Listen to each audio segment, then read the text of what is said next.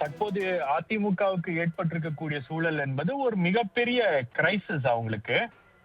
ஏற்கனவே அந்த கட்சியில் ஒரு பிளவு, அதுவும் அபிஷியலா சட்டமன்றத்திலேயே அந்த பிளவு என்பது நிகழ்ந்திருக்கிறது.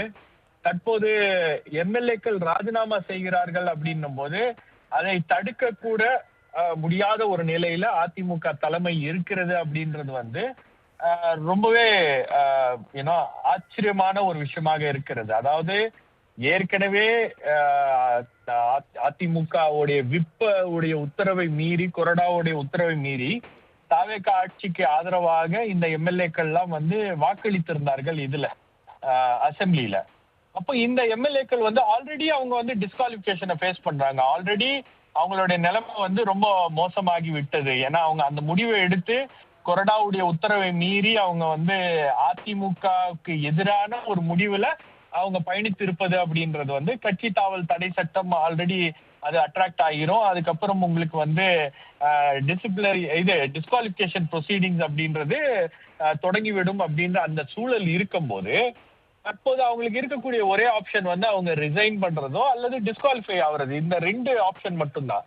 அப்போ அவங்க இந்த செகண்ட் ஆப்ஷனை சூஸ் பண்ணியிருக்காங்க. ரிசைன் பண்ணிட்டு தாவேகாவில் போய் இணைந்து அங்கே எம்எல்ஏவாக பை எலெக்ஷன்ல மீண்டும் திரும்பி வருவது அப்படின்ற ஒரு இடத்துக்கு இந்த கால்குலேஷன்ஸை வச்சுதான் இந்த நகர்வுகள்லாம் செய்யப்படுகிறது. இது லீகலி நீங்க பாத்தீங்கன்னா உங்களுக்கு பல்வேறு விதமான கேள்விகள் அப்படின்றது உங்களுக்கு இருக்கும். லீகலா இதை பண்ண முடியுமா அப்படின்னா எஸ், எம்எல்ஏ கேன் ரிசைன். அவங்க ரிசைன் பண்ணிட்டு மறுபடியும் அவங்களுக்கு வாய்ப்பு கொடுத்தாங்கன்னா வேற ஒரு கட்சியில சேர்ந்து போட்டியிடலாம்.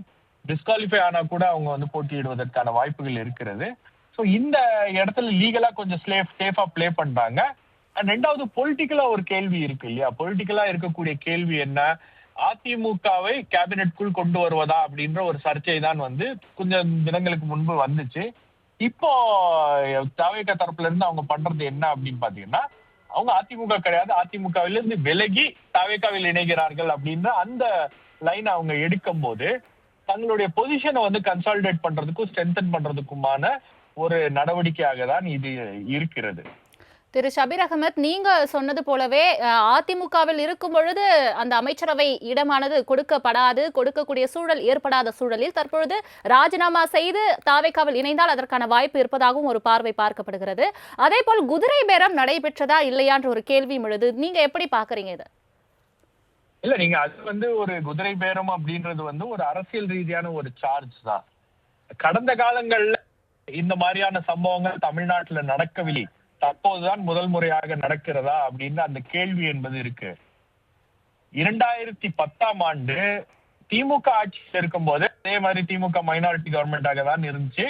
கம்பம் பகுதியுடைய எம்எல்ஏவாக இருந்தவர் திமுகவில் இணைகிறார்.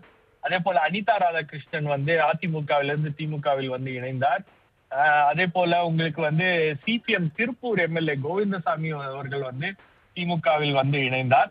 இது போன்ற சம்பவங்கள் அப்பவே நடந்திருக்கிறது.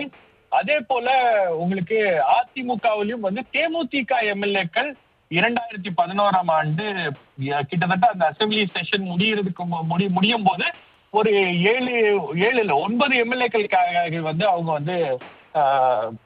ரிசைன் பண்ணாங்க.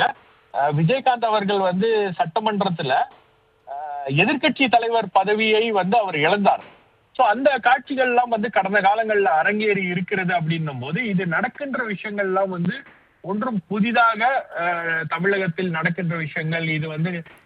இது குதிரை பேரம் தான். குதிரை பேரம் அப்படின்ற ஒரு சார்ஜை இது வரைக்கும் அரசியல்ல யாராலையும் ப்ரூவ் பண்ண முடியல அப்படின்றதுதான் உண்மை. இதெல்லாம் அரசியல் ரீதியாக வைக்கின்ற விமர்சனங்களாக மட்டும்தான் இருக்கிறது அப்படின்னு தான் நான் பார்க்கிறேன்.